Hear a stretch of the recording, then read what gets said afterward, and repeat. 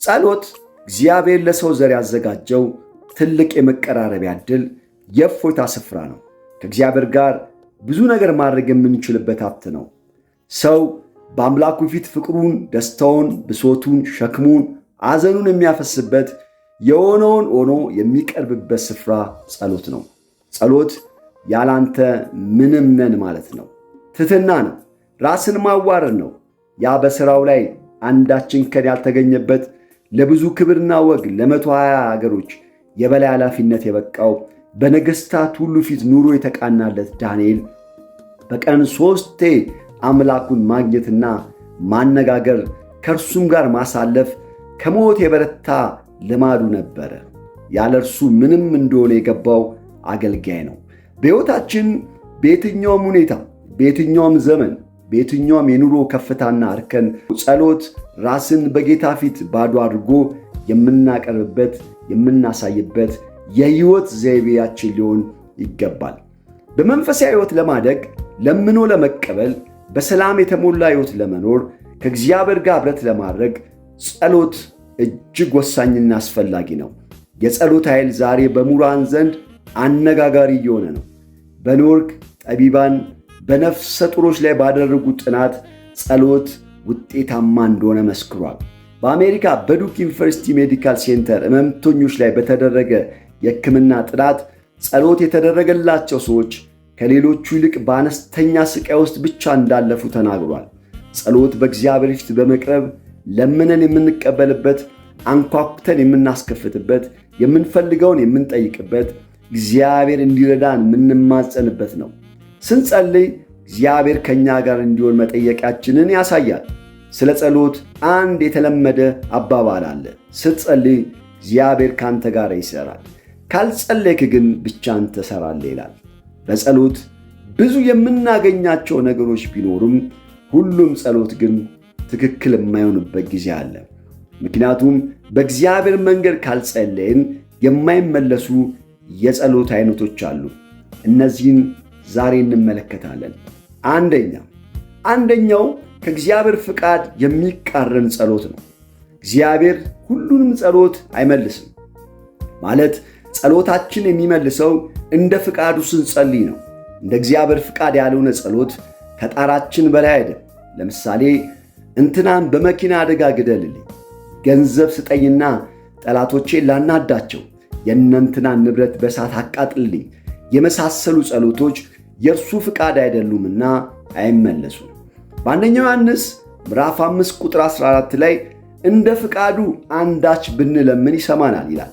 የብዙ ሰዎች ጸሎት የማይመለሰው ከእግዚአብሔር ፍቃድ ተቃራኒ በሆነ ሁኔታ ስለሚጸልዩ ነው። ሉቃስ ወንጌል ምዕራፍ 9 ቁጥር 52 ላይ እንደሚተረክልን ኢየሱስ ስፍራ እንዲያዘጋጁለት መልእክተኞችን ወደ ሰማርያ መንደር ላከ። ነገር ግን ሳምራውያኑ ኢየሱስን በመንደራቸው ማስተናገድ መቀበል አልፈለጉም። በዚህ ጊዜ ሐዋርያው ያዕቆብና ዮሐንስ በጣም ተቆጡ። ወደ ጌታም ዞር ብለው ጌታ ኢየሱስ ሆይ ኤልያስ ከሰማይ እሳት አውርዶ እነዚያን አመፀኞች እንዳጠፋቸው እነዚህንም ሰዎች እሳት ከሰማይ ወርዳ እንድታጠፋቸው እንለምንህ አሉት። ኢየሱስ ግን ገሠጻቸው፣ ምክንያቱም ጸሎታቸው እንደ እግዚአብሔር ፍቃድ አይደለምና። አያችሁ፣ እንደ እግዚአብሔር ፍቃድ ያልሆነ ጸሎት አይመለስም ማለት ነው። በሁለተኛ ደረጃ የማይመለስ ጸሎት በክፉ ምኞት መጸለይ ነው። በክፉ ምኞት ማለት ጤናማ ባልሆነ የውስጥ መነሳሳት መለመን ነው። የምንለምነውን ብንቀበል ምን ለማድረግ እናስባለን? አንዳንዴ የምንለምነው ሌሎቹን ለማስቀናት ነው፣ ወይም የተጫኑንን ሰዎች ልክ ለማስገባት ይሆናል። እግዚአብሔር ይህን ቢያደርግልኝ ልካቸውን አሳያቸዋለሁ የሚል አመለካከት ያዘለ ጸሎት ማለት ነው። በልጦ ለመገኘት፣ ዝነኛ ለመሆን፣ ሌሎችን ለማስገረም ከሆነ ይህም ከንቱ ነው። የልባችንን ትክክለኛ ፍላጎት መፈተሽ ያስፈልጋል። ያዕቆብ በመልእክቱ ምዕራፍ 4 ቁጥር 3 ላይ ትለምናላችሁ በምቾታችሁም ትካፈሉ ዘንድ በክፉ ትለምናላችሁ አትቀበሉም ይላል። በሦስተኛ ደረጃ ከማይመለሱ ጸሎቶች መካከል ሌላኛው በጥርጣሬ መጸለይ ነው። ጥርጣሬ በሁለት ዛፍ ላይ ለመንጠልጠል መሞከር ነው። ወይም ሁለት ተቃራኒ ነገሮችን በአንድ ጊዜ ለማመን መጣጣር ነው። ሁለት ማንነት ይዞ ወደ እግዚአብሔር መቅረብ ነው።